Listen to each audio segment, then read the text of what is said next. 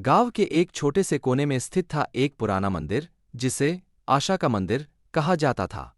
इस मंदिर में हर गुरुवार को गांव के लोग अपनी परेशानियों के समाधान की प्रार्थना करने आते थे।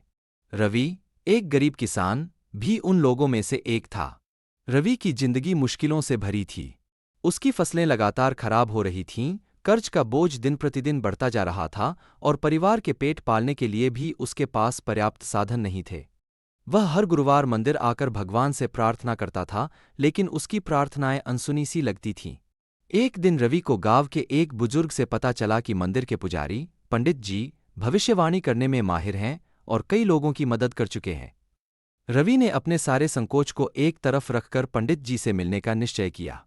पंडित जी ने रवि को देखकर कहा, तुम्हारे भाग्य में एक आखिरी मौका लिखा है, जो तुम्हारी किस्मत बदल सकता है। ध्यान से सुनो और उस मौके को पहचान कर उसे खोना मत। रवि ने यह सुनकर अपने मन में एक नई आशा की किरण महसूस की।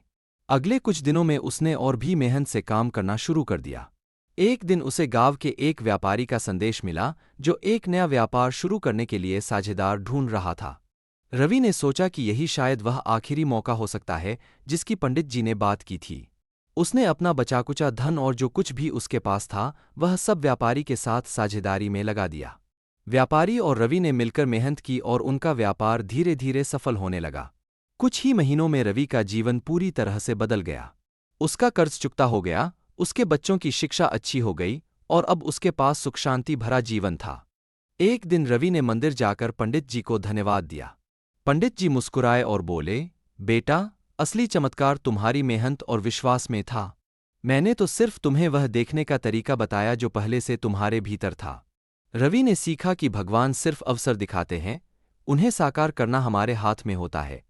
रवि का जीवन संदेश बन गया कि कभी-कभी आखिरी मौका भी नया जीवन दे सकता है।